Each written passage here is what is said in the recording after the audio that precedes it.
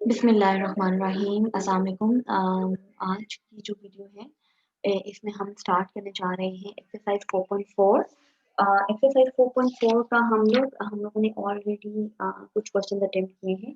आज हम अटेम्प्ट करेंगे क्वेश्चन नंबर 7। क्वेश्चन नंबर 7 की जो स्टेटमेंट है that is the vertices of a triangle are given, find coordinates of the centroid और the centre circumcentre of the triangle are these 3 points collinear. तो हमारे पास एक ट्रायंगल के 3 coordinates 3 vertices given हैं, A B और सी तीनों vertices मौजूद हैं। हमसे कहा जा रहा है सबसे पहले कि हम सेंट्रॉइड फाइंड करें, देन ऑर्थो सेंटर फाइंड करें and then circumcentre find करें ट्रायंगल का, और आखिर में हमने बताना है कि क्या ये तीनों पॉइंट्स कोलिनियर हैं या कोलिनियर नहीं है। तो पहला काम जो है वो हमें ये तीनों चीजें फाइंड करनी है। तो जो vertices given है that is A -2 and 3, and the B vertex, the second vertex is -4 and 1, -4 and 1, and the C vertex is 3 and 5। 3 and 5 जो है ये हमारा तीसरा vertex है, 3 and 5। अब हमसे कहा जा रहा है सबसे पहले कि हमने सेंट्रॉइड फाइंड करना है, ठीक है, सेंट्रॉइड फाइंड करना है हमें। अच्छा, जो फॉर्मूला होता है सेंट्रॉइड का, ये जो तीनों चीजें हैं वो ऑलरेडी हमने पहले डिस्कस की हुई है प्रीवियस एक्सरसाइज में। जो सेंट्रॉइड फाइंड करते हैं किसी भी ट्रायंगल के लिए, तो सेंट्रॉइड के बेटे दो कोऑर्डिनेट्स होते हैं। अगेन जो सेंट्रॉइड पॉइंट होता है उसका एक एक्स कोऑर्डिनेट होता है और जो एक वाई कोऑर्डिनेट होता है। सेंट्रॉइड का जो एक्स कोऑर्डिनेट होता है वो कैसे फाइंड करते हैं, x1 plus x2 plus x3 divided by 3, यानी जो उसका y कोऑर्डिनेट होता है y1 plus y2 plus y3 divided by 3। ये सेंट्रॉइड का फॉर्मूला होता है हमारे पास। x1 क्या है, a का x coordinate that is x1, it is x2 and this is x3। तो हम वैल्यूज पुट करते हैं -2 प्लस -4 प्लस 3 डिवाइडेड बाई 3, और y कोऑर्डिनेट्स क्या है, y1 is 3, y2 is 1 and y3 is 5, and we divide all of these numbers by 3। जब हम इनको ऐड करेंगे -6 plus 3 it becomes -3 by 3, 3 plus 1 4, 4 plus 5 9, 9 divided by 3, and so the centroid is -1 and 3। Centroid is -183। एक simple सा formula था centroid का जो कि हमने अप्लाई किया है, और सेंट्रॉइड हमने फाइंड कर लिया, centroid of the given triangle A B and C. The next part is we have to find, हम यहाँ पर लिख लेते हैं, हमने जो सेंट्रॉइड फाइंड किया है हम इसको सी से डिनोट कर रहे हैं, -1 and 3। इसका जो पॉइंट है -1 and 3 है। अगली चीज जो कि हमें फाइंड करनी है वो है हमारे पास ऑर्थो सेंटर। अगली चीज जो हमें फाइंड करनी है that is ortho centre. Ortho centre हमें फाइंड करना है। ऑर्थो सेंटर क्या होता है, ऑर्थो सेंटर आल्टीट्यूड्स, जो ट्रायंगल के 3 आल्टीट्यूड्स होते हैं उनका पॉइंट ऑफ कंकरेंसी होता है, उनका पॉइंट ऑफ कंकरेंसी होता है। पॉइंट ऑफ कंकरेंसी क्या होता है, पॉइंट ऑफ कंकरेंसी का मतलब होता है कि जहां पर वो तीनों आल्टीट्यूड्स एक दूसरे को मिलते हैं। फॉर इंस्टेंस अगर हम एक ट्रायंगल यू बन ड्रॉ कर लेते हैं, ए बी और सी, ए बी और सी, तो हमने आल्टीट्यूड्स के बारे में ऑलरेडी पढ़ा था प्रीवियस एक्सरसाइज में। और आल्टीट्यूड क्या होता है, अपोजिट वर्टेक्स से जो हमारे पास परपेंडिकुलर एक लाइन ड्रॉ होती है जो कि एंगल बना रही होती है 90 का, ठीक है। ये ऑपोजिट ऑपोजिट वर्टेक्स से एक लाइन जो कि जो है वो इस साइड पर 90 का एंगल बनाती है, उसको हम आल्टीट्यूड कहते हैं। ये आल्टीट्यूड फॉर इंस्टेंस के पहले हम लास्ट एक्सरसाइज में हमने इस चीज को डिस्कस किया हुआ है, इनको हम नाम दे देंगे पॉइंट्स को डी ई एफ का। तो आल्टीट्यूड कौन कौन से हैं, ए डी आल्टीट्यूड है बी सी पर, बी ई आल्टीट्यूड है ए सी पर, और सी एफ आल्टीट्यूड है ए बी पर। अच्छा, लास्ट एक्सरसाइज में हमने आल्टीट्यूड डिस्कस भी किए थे और हमने आल्टीट्यूड्स को फाइंड करना भी सीखा था। आल्टीट्यूड जो होते हैं वो तीनों के तीनों एक पॉइंट पर मिलते हैं, इस पॉइंट को बोलते हैं पॉइंट ऑफ, ये इनका आल्टीट्यूड्स का पॉइंट ऑफ कंकरेंसी होता है और इसको कहते हैं ortho centre. So this point is ortho centre जो कि हमने फाइंड करना है। तो बेटे इस पॉइंट को फाइंड करने के लिए, ऑर्थो सेंटर को फाइंड करने के लिए हमें सबसे पहले तो तीनों आल्टीट्यूड फाइंड करने पड़ेंगे। अब क्योंकि काम बहुत ज्यादा लेंथी हो जाएगा तो इसलिए मैं एक आल्टीट्यूड अगेन फाइंड करूंगी और बाकी के दोनों आल्टीट्यूड आपने खुद फाइंड करने होंगे। अभी फॉर इंस्टेंस कि अगर हम एक अल्टीट्यूड अगर हम ए डी फाइंड करने के लिए जाएं ए डी अल्टीट्यूड तो हमने जैसे प्रीवियस एक्सरसाइज में किया था बिल्कुल वही प्रैक्टिस करेंगे कि ए डी अल्टीट्यूड की अगर इक्वेशन हमें फाइंड करनी है we have to find the equation of this line A D. तो इस लाइन के बारे में हमें दो इंफॉर्मेशन है। Number one, this line passes through a point हमारे पास मौजूद है। What is A is -2 and A मौजूद है, B point is -4 and 1 and C point is 3 and 5। ये तीनों पॉइंट्स हमारे पास गिवन है। तो A D पॉइंट के बारे में जो फर्स्ट इंफॉर्मेशन है given that is it passing through the point A। तो A पॉइंट हमारे पास मौजूद है। और दूसरी चीज बेटे हम स्लोप फाइंड कर सकते हैं।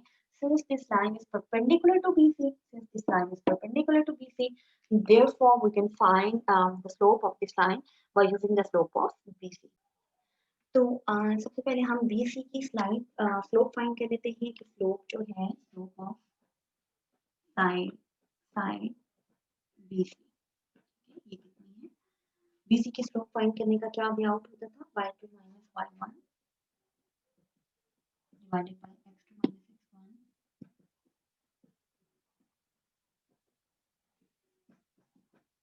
4 divided by 7। This is the slope of the side BC. ये बीसी की स्लोप आ गई है। अब इस अल्टीट्यूड एडी की स्लोप क्या होगी क्योंकि ये अल्टीट्यूड बीसी पर परपेंडिकुलर है। Since AD is perpendicular to BC, therefore slope of AD will be -7/4। -7/4 ये मैंने कैसे लिख लिया? जब भी दो लाइन आपस में परपेंडिकुलर होती है तो उनकी स्लोप का क्या रिलेशनशिप होता है? m2 is equal to -1/m1। हम उसका रेसिप्रोकल लेते हैं लेकिन नेगेटिव साइन के साथ रेसिप्रोकल लेते हैं और साइन चेंज कर देते हैं। यहाँ पर पॉजिटिव था तो यहाँ पर नेगेटिव हो जाएगा और रेसिप्रोकल ले लेना 4/7 था तो 7/4। तो जब भी दो लाइन परपेंडिकुलर होंगी अगर आपको एक की स्लोप गिवन है तो आपने दूसरे की स्लोप कैसे फाइंड कर लेंगे? साइन चेंज कर देंगे, पॉजिटिव है तो नेगेटिव, नेगेटिव है तो पॉजिटिव और दूसरा उसका रेसिप्रोकल ले लेंगे। तो स्लोप आ गई है साइड एडी की। अच्छा इसके बाद हम इक्वेशन फाइंड कर सकते हैं पॉइंट स्लोप फॉर्म से। पॉइंट स्लोप फॉर्म हमारे पास क्या होती है? y minus y1 is equal to m into x minus x1। तो पॉइंट हमारे पास कौन सा है? AD is passing through the point -2 and 3। Therefore y1 is 3 is equal to m। What is m slope of AD? x minus x1। x1 क्या है हमारे पास? -2। तो हमारे पास इक्वेशन क्या बनेगी AD की?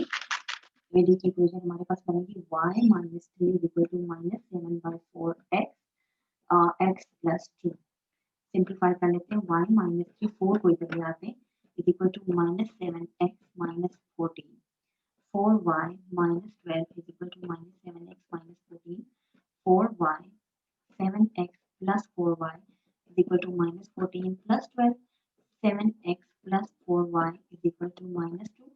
7x plus 4y plus 2 is equal to 0। So this is the required equation of the altitude AD। ये AD की इक्वेशन आ गई है हमारे पास। इसी तरीके से अब जो दूसरे altitudes हैं उनकी इक्वेशंस भी आप फाइंड कर लेंगे। वो इक्वेशंस क्या है? AD जो altitude आया है उसकी इक्वेशन हमारे पास आई है 7x plus 4y is equal to -2। ठीक है, is equal to -2 ले लेते हैं, प्लस 2 is equal to 0 ले लेते हैं, किसी भी फॉर्म में ले सकते हैं। ये AD की इक्वेशन आ गई है हमारे पास। इसी तरीके से जो CA altitude है CA उसकी इक्वेशन हमारे पास क्या आएगी? CA altitude की इक्वेशन जब आप फाइंड करेंगे it will be 5x plus 2y plus 2y is equal to -18। ये दो अल्टीट्यूड हमने फाइंड करनी है। एक मैंने अभी फाइंड किया और दूसरा आपने खुद फाइंड कर लेना है। इसी तरीके से आप स्लोप यूज करेंगे और पॉइंट को इस्तेमाल करेंगे पॉइंट स्लोप फॉर्म के जरिए से आगे दो अल्टीट्यूड फाइंड करेंगे। अच्छा अब यहाँ तक हमें तीसरा अल्टीट्यूड फाइंड करने की जरूरत नहीं है। क्यों जरूरत नहीं है? क्योंकि हमें चाहिए पॉइंट ऑफ कंकरेंसी। वो पॉइंट कि जिस पर ये तीनों अल्टीट्यूड आपस में मिलते हैं वो फाइंड करने के लिए तीन अल्टीट्यूड की जरूरत नहीं है, दो अल्टीट्यूड भी इनफ है। कैसे? ये पॉइंट ऑफ कंकरेंसी का मतलब होता है कि ये पॉइंट तीनों लाइंस पर लाई कर है, तीनों पॉइंट पर लाई कर है। इसका मतलब ये है कि this point will satisfy the equation of all the three attitudes. ये इन तीनों एटीट्यूड्स की इक्वेशन को सेटिस्फाई करेगा। ये जो पॉइंट ऑफ कंकरेंसी है, ये जो हमारे पास ऑर्थो सेंटर है, तो हम इसको कैसे फाइंड कर सकते हैं? हम हमारे पास ये जो इक्वेशन 1 है और ये जो इक्वेशन 2 है, हम इन दो इक्वेशंस को सॉल्व करेंगे और सॉल्व करके हम इस ऑर्थो सेंटर को फाइंड कर लेंगे। अब इन दो इक्वेशंस को सॉल्व करने के लिए हम क्या करेंगे? तो इन दो इक्वेशंस को सॉल्व करने से हमारे पास पॉइंट ऑफ कंकरेंसी या ऑर्थो सेंटर आ जाएगा। हमारे इसके लिए हमें क्योंकि हमारे पास यहाँ पर दो अननोन्स हैं, इसलिए हमें एक्स और वाई इक्वेशन से दो इक्वेशंस चाहिए। अगर तीन अननोन्स होते तो हमें तीन इक्वेशंस चाहिए होती हैं, तीनों एल्टीट्यूड्स फाइंड करने होते, लेकिन यहाँ पर दो अननोन्स है, दो एल्टीट्यूड्स इनफ है। अब हम इनको सॉल्व कैसे कर सकते हैं? आपको पता है इस मेथड का कि हमें इक्वेशन 2 को मल्टीप्लाई करना पड़ेगा 2 से। इक्वेशन 2 को हम मल्टीप्लाई करेंगे 2 से, तो हमारे पास क्या बन जाएगा?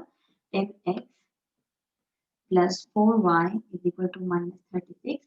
अब इसको अगर हम इसमें से अगर हम इक्वेशन 1 को माइनस कर दें, ये जो न्यू इक्वेशन बनी है इसमें से अगर हम इक्वेशन 1 को माइनस कर दें तो हमारे पास क्या आ जाएगा? माइनस करने से ये साइन चेंज हो जाएंगे। 10 minus 7 becomes 3x, minus 36 plus 2 it becomes minus 34। Minus 34, तो x हमारे पास आ गया है -34/3। अब x की वैल्यू को हम किसी एक इक्वेशन में पुट कर सकते हैं। हम इक्वेशन 1 में पुट कर लेते हैं, तो x की वैल्यू है -34/3 plus 4y is equal to -2। जब हम इसको सिंप्लीफाई करेंगे तो हमारे पास y की वैल्यू आती है 58/3। 58/3, therefore -34/3, 58/3, this is the ortho center। This is the ortho center। ये हमारे पास आया था सेंट्रॉइड, और अब हमारे पास आया है ऑर्थो सेंटर। ऑर्थो सेंटर की हमारे पास क्या वैल्यू आई है? -34/3 एंड 58/3। ये हमारे पास आ गया है ऑर्थो सेंटर। ठीक है, ऑर्थो सेंटर कौन सा पॉइंट था? जहाँ पर तीनों एल्टीट्यूड्स आपस में एक दूसरे को मिलते हैं, कट करके गुजरते हैं। अच्छा, अब अगली चीज जो हमें फाइंड करनी है, that is circum centre of the triangle. जो अगली चीज हमें फाइंड करनी है, circum centre of the triangle. हम एक शेप जो है वो हमें ट्राइंगल की, उसे हमें इरेज करके दोबारा से ड्रॉ करना पड़ेगा सर्कम सेंटर के लिए। सर्कम सेंटर क्या होता है? A B C. अच्छा, एक होते हैं परपेंडिकुलर बाइसेक्टर। परपेंडिकुलर बाइसेक्टर क्या होते हैं? लास्ट एक्सरसाइज में हम लोगों ने परपेंडिकुलर बाइसेक्टर्स को भी डिस्कस किया था। परपेंडिकुलर बाइसेक्टर्स को हमने डिस्कस किया था। परपेंडिकुलर बाइसेक्टर क्या होते हैं? जो कि हर साइड को, इस साइड का बीसी का परपेंडिकुलर बाइसेक्टर क्या होगा? जिसको दो बराबर हिस्सों में तकसीम करे। दो बराबर हिस्सों में तकसीम करने का मतलब ये है कि ये इसके मिड पॉइंट में से पास करेगा। और परपेंडिकुलर होने का क्या मतलब है? कि it will make the angle of 90 degree. ऐसे ही जो इस साइड का परपेंडिकुलर बाइसेक्टर है, ये इस साइड के मिड पॉइंट में से पास करेगा। इसके मिड पॉइंट को फर्स्ट सी का नाम दे दें, और ये इस पर कितना एंगल बनाएगा? 90 का। और इसी तरीके से ये जो परपेंडिकुलर बाइसेक्टर है, ये भी 90 का एंगल बनाएगा और ये भी मिड पॉइंट में से पास कर होगा। यहाँ पर डी ई एफ तीनों मिड पॉइंट है। these three are the perpendicular bisector। इस पॉइंट को फॉर इंस्टेंस हम O का नाम दे देते हैं।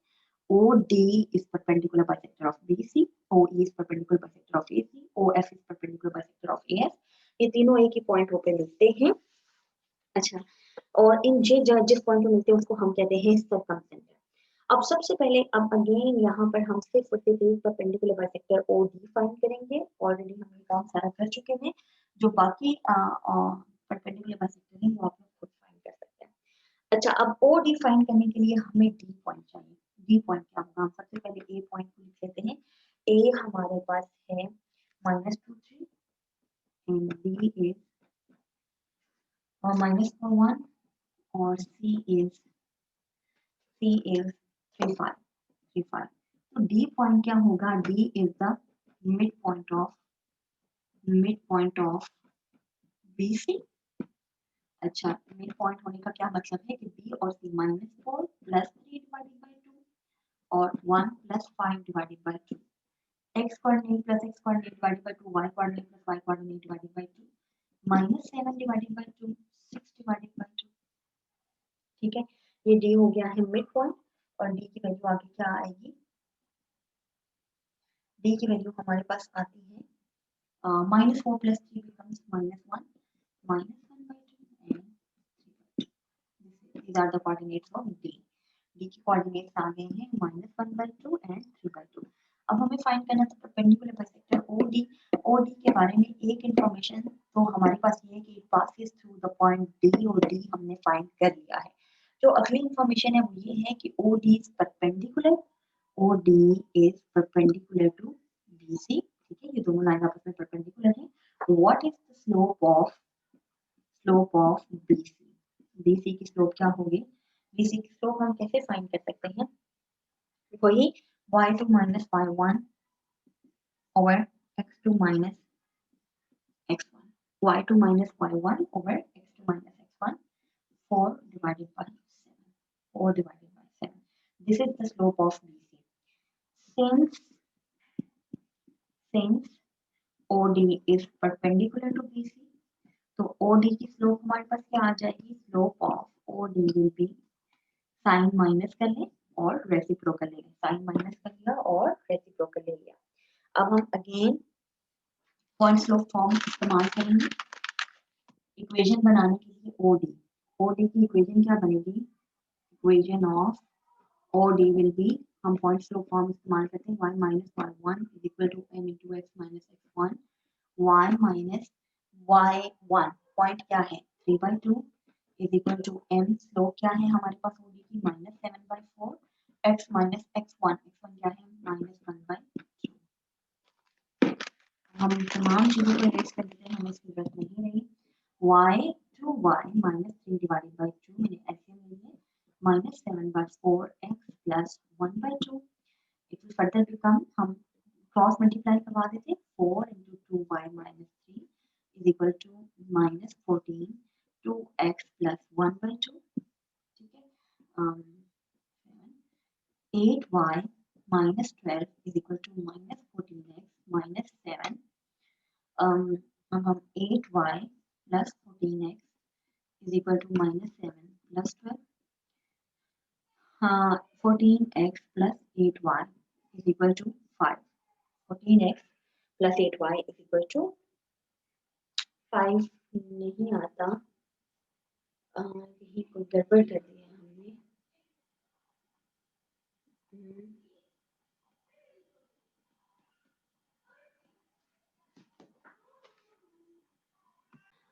ये पॉइंट डी जो हमने लिखा था इसमें 3 आता है, जो y कोऑर्डिनेट है इसका वो 3 था और हमने बाय मिस्टेक इसको 3/2 लिख लिया था। उस मिस्टेक की वजह से यहाँ पर हमें थोड़ी चेंजिंग करनी पड़ेगी।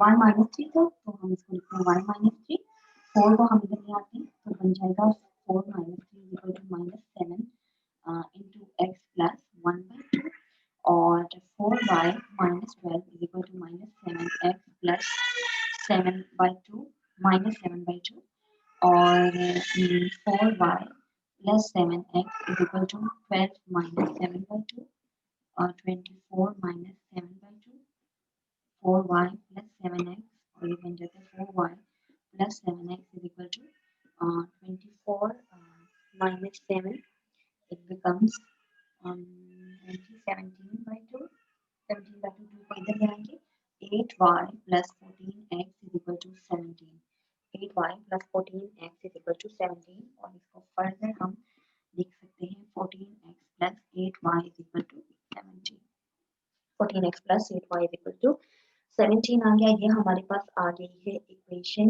Of the perpendicular bisector OD. इसी तरीके से इन्हीं लाइंस पर आप ओ ई और ओ एफ की इक्वेशन को फाइंड कर सकते हैं। अब जो ऑर्थो सेंटर था, जो सेकंड सेंटर था, सेकंड सेंटर क्या था? Point of concurrency of all the perpendicular bisectors.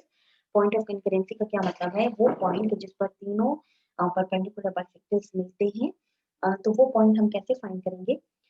हमने अभी फाइंड किया है ओ डी, हमने अभी फाइंड किया है ओ डी। जिस तरीके से हमने ओ डी फाइंड किया है बिल्कुल उसी तरीके से आप ओ ई फाइंड कर लेंगे। ओ ई फाइंड कर लेंगे जब इन दोनों की इक्वेशन आपके पास आ जाएगी।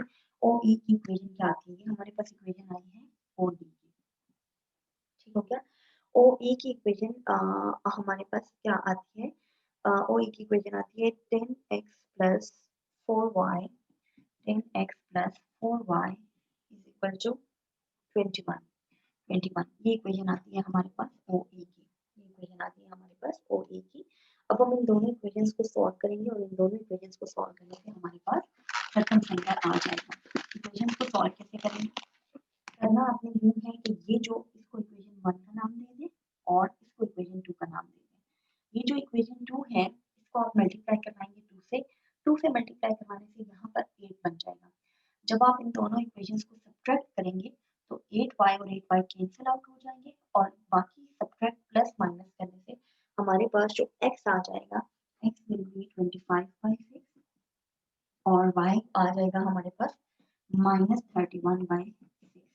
तो हमारे पास जो सर्कम सेंटर है it will be 25/6 and -31/6 it will be circum centre. अब हमें बताना ये है, तीनों पॉइंट्स हमारे पास आ गए हैं। हमने बताना ये है कि क्या ये तीनों पॉइंट जो सर्कम सेंटर हमारे पास आया है वो हमारे पास आ गया है सर्कम सेंटर। इसको हम सी लिख लेते हैं। ये हमारे पास आ गया है 25/6 एंड -31/6। अब हमने बताना है कि क्या ये तीनों पॉइंट्स जो है ये कोलिनियर है या कोलिनियर नहीं है। तो पॉइंट्स को कैसे चेक करते हैं कि क्या वो कोलिनियर है या कोलिनियर नहीं है? उसके लिए हम एक डिटर्मिनेंट बना लेते हैं। डिटर्मिनेंट कैसे बनाते थे? हम लिखते थे x1 y1 1 x2 y2 1 x3 y3 1। ये डिटर्मिनेंट अगर 0 आ जाएगा तो पॉइंट्स कोलिनियर होंगे, अदरवाइज कोलिनियर नहीं होंगे। तो हम पॉइंट्स को लिख लेते हैं। सबसे पहले x1 is -1, y1 is 3 and 1, the point is -34/3 और y की वैल्यू है 58/3 और 1 और फिर यहाँ से x की वैल्यू 25/6 और अगली वैल्यू -31/6 और अगेन 1। अब आप जब इस डिटर्मिनेंट को कैलकुलेट करते हैं तो हमारे पास वैल्यू आती है 0। हमारे पास वैल्यू आती है 0। कैलकुलेशंस करेंगे प्लस माइनस करने से आपको पता चलेगा कि वैल्यू 0 आ जाती है। इसका मतलब ये है कि सिर्फ this determinant is equal to 0 therefore centroid, circumcentre and orthocentre all three are collinear. तो ये तीनों के तीनों कोलिनियर हो जाएंगे। तो ये एक बहुत ही लेंथी क्वेश्चन था कि जिसमें काफी सारी चीजें हमने फाइंड करी थी। इसको हमने खासा शॉर्ट करके किया, काफी सारी चीजें आपके करने के लिए छोड़ी, बट स्टिल इसमें बहुत टाइम ले लिया है। अब हम नेक्स्ट क्वेश्चन अटेंड करते हैं। नेक्स्ट क्वेश्चन क्या है हमारे पास? Find the angle measure from the line L to the line from the line L1 to the line L2। हमें L1 से लेकर L2 तक का एंगल फाइंड करना है। L1 से लेकर L2 तक का एंगल फाइंड करना है और ये एंगल क्या है? सबसे पहले L1 क्या है? L1 is the line joining 3 -1 and 5 7. L2 is the line joining 2 4 and -8 and 2। इन दोनों लाइंस को ज्वाइन करने से इन दो पॉइंट्स को ज्वाइन करने से जो लाइन बनती है वो L1 है। इन दो पॉइंट्स को आपस में ज्वाइन करने से जो लाइन बनती है L2 है। हमें L1 और L2 का एंगल फाइंड करना है। ऑलरेडी हम डिस्कस कर चुके हैं कि एंगल फाइंड करने के लिए हमें स्लोप चाहिए होती है।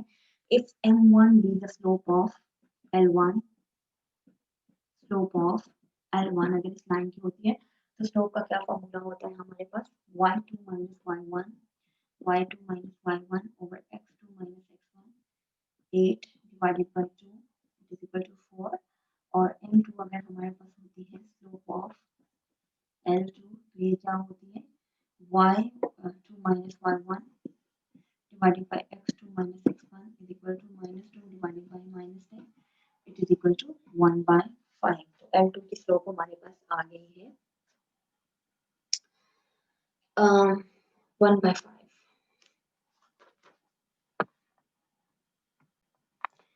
If theta is the angle from the line L1 to L2, then मैंने आपको बताया था कि हम L2 अगर हमें L1 से L2 तक का एंगल लेना है तो हम M2 को पहले लिखेंगे और M1 को बाद में लिखेंगे। नीचे M1 M2 लिखें या M2 M1 लिखें इससे कोई फर्क नहीं पड़ता क्योंकि आपस में मल्टीप्लाई हो रहे हैं। Multiplication is always commutative. तो अब हम इसको देखते हैं। It becomes 1/5 -4 divided by 1 plus 1/5 and 4। तो ये क्या बन जाएगा? एलसीएम ले लें। 5 1 minus 20 divided by 1 plus 4/5। LCM नीचे भी ले लेते हैं हम। -19/5 divided by 5 plus 4 divided by 5 minus 19 by 5 divided by 9 by 5, ये 5 से cancel, minus 19 by 9 minus 19 by 9। अब ये किसकी वैल्यू आई है हमारे पास, tan थीटा की वैल्यू आई है। tan theta is equal to minus 19 by 9, it implies theta is equal to tan inverse of minus 19 by 9। और अगर हम इसको कैलकुलेटर की मदद से सॉल्व करते हैं तो हमारे पास आंसर आता है minus 64.65 degree, minus 64.65 degree. Negative sign का मतलब ये है कि एंगल L1 से L2 की तरफ जो हमने मेजर किया, हमें क्वेश्चन में गिवन था कि L1 से L2 का एंगल फाइंड करना है, हम L2 से L1 का एंगल फाइंड नहीं कर सकते थे, L1 से L2 का एंगल ही फाइंड करना था। L1 से L2 का एंगल फाइंड किया, वो नेगेटिव आया, नेगेटिव आने का मतलब यह है कि ये एंगल क्लॉकवाइज है। इसको एंटी क्लॉकवाइज हम बनाने के लिए क्या करेंगे, हमने इस एंगल में 180 डिग्री प्लस करना है, तो हम इसमें 180 डिग्री प्लस कर देंगे तो हमारे पास जो एंगल आएगा दैट इज 115.35 डिग्री, ये हमारे पास रिक्वायर्ड एंगल है, दैट इज 115.35 डिग्री, 115.35 डिग्री, ये हमारे पास जो है ये एंगल है। अब हम चलते हैं क्वेश्चन नंबर 11 पे। क्वेश्चन नंबर 11, 12 और 13 ये बिल्कुल एक जैसे क्वेश्चन हैं। तीनों क्वेश्चन में हमने एंगल्स फाइंड करने हैं। अगेन 3 डिफरेंट शेप्स हैं, एक ट्रायंगल है, एक क्वाड्रिलेटरल है और एक जो है वो रोम्बस है। तो हम इसमें से ट्रायंगल वाला क्वेश्चन अटेम्प्ट कर लेते हैं, बाकी दोनों क्वेश्चंस 12 और 13 आपने खुद करने हैं। जो ट्रायंगल वाला क्वेश्चन है उसमें हमारे पास वर्टिसेस गिवन है, vertices -2 and 11, B vertex is -6, -3 and C vertex is 4 and -9। ठीक है, ये तीन वर्टिसेस हमारे पास गिवन है और हमसे कहा जा रहा है कि हमने इसके इंटीरियर एंगल्स फाइंड करने हैं। ये बात आपने ज़हन में रखनी है कि पहले हमें दिया जाता था कि हमने L1 से L2 का एंगल लेना है या L2 से L1 का एंगल लेना है। इसमें हमें नहीं दिया जा रहा कि किस साइड से किस साइड का एंगल लेना है। अब ये हमने खुद देखना होगा, एंगल को हमेशा एंटी क्लॉकवाइज मेजर किया जाता है, हमेशा एंटी क्लॉकवाइज मेजर किया जाता है। तो अब ये देखने के लिए किस साइड का किस साइड से एंगल लेना होगा, हमें ट्रायंगल को ड्रॉ करना पड़ेगा। और जब हम ट्रायंगल को ड्रॉ करते हैं तो एक मैं रफ स्केच पे ड्रॉ कर लेती हूँ। इस रफ स्केच के अकॉर्डिंग जो हमारा पॉइंट है -2 and 11, -2 इधर आएगा और 11 के यहाँ पे आएगा, तो -2 and 11 this was the point. ठीक है, -6 and -3, -6 ये x कोऑर्डिनेट पे हमने -2 लिया था और ये 11 लिया था। अच्छा, -6 ये -4 हो जाएगा और ये -6 हो जाएगा, -6 से -3 किधर आएगा, -6 अप्रोक्सीमेटली इधर आएगा, -6 and -3, so this is the point B। अच्छा, और C point is x axis पे 4 and y एक्सिस पे -9, so this is 4 on the x axis और -9 हमारे पास यहाँ पे आता है, so 4 and -9 this point is C, 4 and -9। तो तकरीबन इस किस्म की ट्रायंगल हमारे पास बनेगी। प्रॉपर मेजरमेंट्स हमने नहीं लिए लेकिन कुछ इस किस्म की ट्रायंगल हमारे पास बन रही है। अब हमें देखना ये है, ये ट्रायंगल सिर्फ हमें हेल्प आउट करेगी एंगल्स को देखने में कि किस साइड का किस साइड से एंगल लेना है। सबसे पहले अब हम साइड्स की स्लोप्स ले लेते हैं। ठीक है, मैं इधर साइड्स लिख लेती हूँ।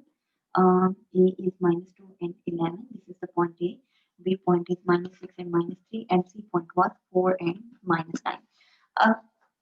If M1 is the slope of side AB की slope है, then phi2 minus phi1 वाला formula -3 -11 over -6 -2, it becomes -14 divided by -6 plus 2, -4, -14 divided by -4, it is equal to 7/2 -6 cancel हो जाएगा, so 7/2 is M1, this is M1। अच्छा, if M2 is the slope of BC की slope होगी, major कैसे करेंगे, -9 -3 divided by 4 -6, it becomes -9 plus 3 divided by 4 plus 6, it becomes -6 divided by 10, -3 divided by 5, -3 divided by 5, this is M2। If M3 is the slope of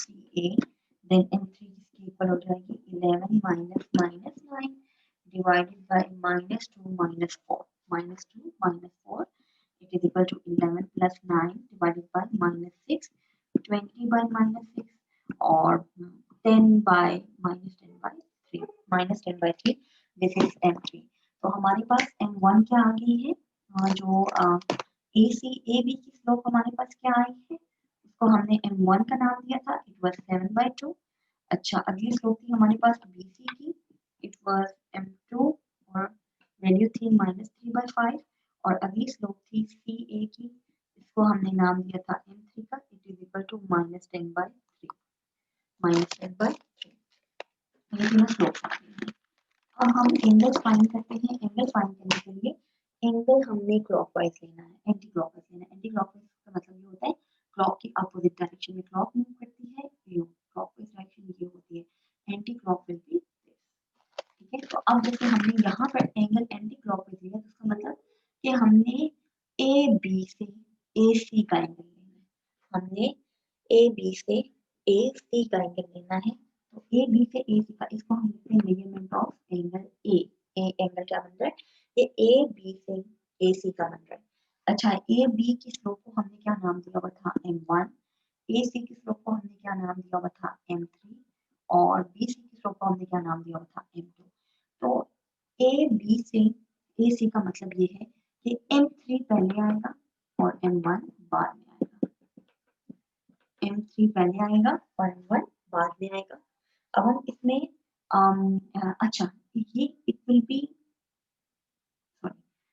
for instance इसको हम नाम दे देते हैं θ1 का हम इसको मेजरमेंट ऑफ एंगल नहीं लिखते हम इसको लिखते हैं tan θ1 वो हम इसलिए नहीं लिखते क्योंकि यहाँ पर tan इनवर्स लेना पड़ता है आप लोग कंफ्यूज हो जाते हैं तो हमारे पास फॉर्मूला क्या था tan θ is equal to this thing तो मैं क्या कह रही हूँ कि हम लोग यहाँ पर θ1 θ2 θ3 कर लेंगे ताकि ये डिफरेंशिएट हो जाए अच्छा tan θ1 किसके इक्वल हो जाएगा m3 की वैल्यू क्या थी m3 की वैल्यू थी -10/3 -7/2 divided by 1 plus -10/3 7/2 जब हम इसको कैलकुलेट करते हैं तो tan θ1 हमारे पास आता है tan θ1 की वैल्यू आती है 41/64 θ1 is equal to tan inverse of 41/64 तो इसकी वैल्यू हमारे पास आ जाएगी 32.64 डिग्री 32.64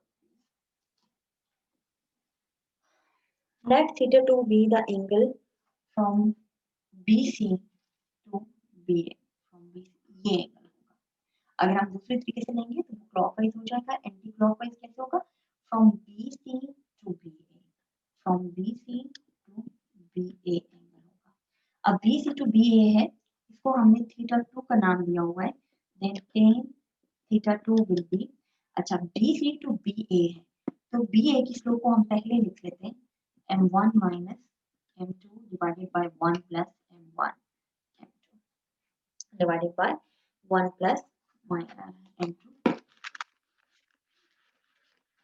अच्छा अब जब हम इसको कैलकुलेट करेंगे तो थीटा जो हमारे पास आएगा थीटा आ जाएगा यहाँ से हमारे पास θ2 is equal to -74.98 degree -74.98 degree अब अगेन थीटा नेगेटिव है तो हम इसमें 180 डिग्री प्लस कर लेंगे तो 180 डिग्री प्लस करने से ये हमारे पास आ जाएगा 180 डिग्री 105.02 डिग्री ये हमारे पास θ2 की वैल्यू आ गई है θ1 ये था हमारे पास अब θ3 क्या होगा θ3 अगेन हमें एंटी क्लॉकवाइज लेना है तो θ3 जो होगा वो क्या होगा उसके लिए एक मेथड तो ये है कि आप θ3 को फाइंड कर सकते हैं फाइंड कैसे करेंगे अगर हम u लेंगे हम एंगल u लेना है अगर हम u लेंगे तो वो एंगल क्लॉकवाइज होगा तो हमें इसको u लेना पड़ेगा ठीक है तो वो एंगल हम कहाँ से कहाँ तक का लेंगे हम AC से BC तक का लेंगे AC से BC तक का लेंगे और m2 को पहले लिखेंगे और m3 को बाद में लिखेंगे m2 minus m3 लिखेंगे एक मेथड तो ये है कि जैसे हमने θ1 फाइंड किया जैसे θ2 फाइंड किया वैसे ही θ3 फाइंड करें दूसरा मेथड हमारे पास क्या होता है दूसरा मेथड हमारे पास क्या होता है कि फॉर इंस्टेंस कि इसको हमने नाम दे दिया है θ3 का तो हमें पता है कि since the sum of the angles of a triangle is 180 degree therefore θ1 plus θ2 plus θ3 is equal to 180 degree. आप इसमें θ1 और θ2 की वैल्यूज को पुट करेंगे तो θ3 की वैल्यू हमारे पास आ जाएगी। θ1 और θ2 की वैल्यूज को यहाँ पर आपने पुट करना है तो हमारे पास ये जो वैल्यू आ जाएगी इट विल बी 42.34 डिग्री। ठीक है, आप चाहें तो आप इसको नए सिरे से फाइंड भी कर सकते थे, लेकिन चाहें तो हम इस कॉन्सेप्ट को इस्तेमाल कर सकते हैं कि sum of the angles of a triangle is 180 degree, तो वहां से हमारे पास थर्ड एंगल ऑटोमेटिकली आ जाएगा। अब हम चलते हैं क्वेश्चन नंबर 14 पे। क्वेश्चन नंबर 14 क्या है? क्वेश्चन नंबर 14 ये है कि उसने हमारे पास तीन स्ट्रेट लाइन गिवन है, तीन स्ट्रेट लाइन गिवन है और उन स्ट्रेट लाइंस में हमें कहा क्या जा रहा है, find the area of the region bounded by the triangle whose sides are। अब वर्टिसेस नहीं गिवन, अब तीन साइड्स की जो एक ट्रायंगल है जो कि तीन साइड्स जिसकी है और उन तीनों साइड्स की इक्वेशंस दे दी गई है, स्ट्रेट लाइन की इक्वेशंस दे दी गई है और हमें कहा जा रहा है कि हम वो जो ट्रायंगल का एरिया है वो फाइंड करें। अब ट्रायंगल का एरिया फाइंड करने के लिए तो उसके वर्टिसेस होने चाहिए। हमने ट्रायंगल का एरिया फाइंड करना सीखा था, लेकिन वो तो वर्टिसेस हो तो तभी फाइंड किया जा सकता है। यहाँ पर वर्टिसेस नहीं गिवन, यहाँ पर सिंपली क्या गिवन है कि ये फॉर इंस्टेंस L1 है, सॉरी ये फॉर इंस्टेंस L2 है, ये फॉर इंस्टेंस L3 है, तीन इक्वेशंस गिवन है। अब हमें कहा जा रहा है इन तीनों लाइंस की इक्वेशंस दे दी गई है। ठीक है, इक्वेशंस क्या दे दी गई है? L1 जो हमारे पास है that is 7x minus y minus 10 is equal to 0. L2 is 10x plus y minus 41 is equal to 0. And L3 is 3x plus 21 plus 3 is equal to 0. ठीक है, एक L1 है, एक L2 है और एक L3 है, ये तीन लाइन है। अब इन तीनों लाइन से एरियाज तो फाइंड नहीं किए जा सकते, हमें इसके लिए वर्टिसेस की जरूरत है। तो वर्टिसेस कैसे आएंगे? ट्रायंगल ऐसे बन रही है, ट्रायंगल के वर्टिसेस का क्या मतलब है? एक वर्टेक्स है जहां L1 और L3 इंटरसेक्ट करें, एक वर्टेक्स है जहां L3 और L2 इंटरसेक्ट करें और एक वर्टेक्स है जहां L1 और L2 इंटरसेक्ट करें। इसका मतलब क्या है? इसका मतलब ये है कि हम बारी बारी हर दो इक्वेशंस को सॉल्व करेंगे। पहले 1 और 2 को सॉल्व करेंगे तो एक वर्टेक्स आएगा, फिर 2 एंड 3 को सॉल्व करेंगे तो दूसरा वर्टेक्स आएगा, फिर 1 एंड 3 को सॉल्व करेंगे तो तीसरा वर्टेक्स आएगा। फिर तीनों वर्टिसेस की मदद से हम एरिया फाइंड करेंगे। तो हम यहाँ पर सिर्फ दो इक्वेशंस को सॉल्व करें, बाकी दो इक्वेशंस को हमने खुद सॉल्व करना है। हमने करना क्या है? पहले 1 और 2 को सॉल्व करना है, एक वर्टेक्स आ गया। फिर 2 एंड 3 को, बेसिकली वर्टेक्स का क्या मतलब होता है? वो पॉइंट जहां दोनों लाइन एक दूसरे को इंटरसेक्ट करती है। वो कैसे आता है? इक्वेशंस को जब हम सॉल्व करते हैं तो उससे हमारे पास जो पॉइंट आता है वो होता है पॉइंट ऑफ इंटरसेक्शन। तो हमें वही चाहिए, उसी को हम वर्टेक्स का नाम दे रहे हैं। तो 1 और 2 को सॉल्व करेंगे एक वर्टेक्स आएगा, 2 एंड 3 को सॉल्व करेंगे दूसरा वर्टेक्स आएगा, 1 एंड 3 को सॉल्व करेंगे तो तीसरा वर्टेक्स आएगा। तो हम सबसे पहले equation number 1 and equation number 2 को सॉल्व कर लेते हैं कि हमारे पास क्या आता है। इक्वेशन नंबर 1, इसको हम नाम दे देते हैं 1 का, इसको हम नाम देते हैं 2 का और इसको हम नाम देते हैं 3 का। इन दोनों इक्वेशंस को सॉल्व करने के लिए आप देखिए वही मेथड है। आप चाहें तो इनके कांस्टेंट्स को राइट साइड पे शिफ्ट करवा सकते हैं और चाहें तो इसके बगैर काम कर सकते हैं, ये आपकी मर्जी है। अच्छा, अब देखेंगे तो x और y के कोऑर्डिनेट्स को हमें कोएफिशिएंट्स को हमें सेम करना होता था किसी एक को। यहाँ पर देखेंगे तो यहाँ पर y के लिए प्लस है, +1 और यहाँ पर -1, तो कुछ भी करने की जरूरत नहीं है, हम सिंपली 1 और 2 को ऐड कर देंगे। 1 और 2 को जब हम ऐड करते हैं 7x minus y minus 10 is equal to 0, 10x plus y minus 41 is equal to 0। हमें पता है ऐड करने से ये दोनों हो जाएंगी cancel, it will become 17x minus 51 is equal to 0, 17x is equal to 51, x is equal to 51 by 17, x is equal to 3, x is equal to 3। अब हम x की वैल्यू को, हमने अभी इक्वेशन 3 को डील नहीं करना, बिल्कुल भी नहीं। हम इक्वेशन 1 और इक्वेशन 2 को सॉल्व कर रहे हैं। तो अब जो x की वैल्यू हमने पुट करनी है वो भी हमने इक्वेशन 1 या इक्वेशन 2 में से किसी एक में पुट करनी है। तो हम इक्वेशन 1 में पुट कर देते हैं 7 3 minus y minus 10 is equal to 0 और 21 minus y minus 10 is equal to 0, 21 minus 10 becomes 11 minus y is equal to 0, 11 is equal to 1, y is equal to 11। तो जो हमारे पास वर्टेक्स आया वो क्या है? 3 11 is the first vertex। 3 11 is the first vertex। आप चाहें तो इसे a का नाम दे दें, हम लिख लेते हैं a is 3 11। ठीक है, a is 3 11। अब आप आपने काम क्या करना है, जैसे हमने 1 और 2 को सॉल्व किए, हमने इक्वेशन 3 को इसमें टच नहीं किया। ऐसे ही अब आप इक्वेशन 2 एंड इक्वेशन 3 को सॉल्व करेंगे, तो हमारे पास जो वर्टेक्स आएगा b5 माइनस 9। फिर आप इक्वेशन 1 और 3 को सॉल्व करेंगे। 1 और 3 को सॉल्व करने से हमारे पास जो थर्ड वर्टेक्स आएगा c1 and minus 3, c1 and minus 3। अब ये तीनों वर्टिसेस आ गए हमारे पास इक्वेशंस ऑफ साइड्स गिवन थी, लेकिन हमें वर्टिसेस चाहिए थी क्योंकि हमने तो ट्रायंगल का एरिया फाइंड करना था। अच्छा, अब हमें area bounded by the question के find the area of the region bounded by the triangle. तो इसका मतलब ये है कि हमने ट्रायंगल का एरिया फाइंड करना है। ट्रायंगल का एरिया फाइंड करने के लिए हमने ऑलरेडी एक फॉर्मूला पढ़ा था। वो फॉर्मूला क्या था, 1/2 इंटू डिटर्मिनेंट कैसे बनाते थे, a x1 y1 x1 y1 1 x2 y2 x2 y2 1 x3 y3 1 minus 3 1। जब हम इसको सॉल्व करेंगे तो हमारे पास आंसर आ जाएगा 34।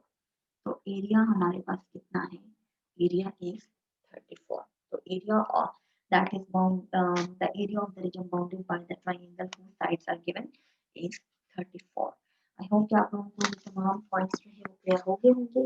इंशाल्लाह नेक्स्ट लेक्चर में हम लोग एक्सरसाइज 4.5 स्टार्ट करेंगे। Take care of yourself. अल्लाह हाफिज।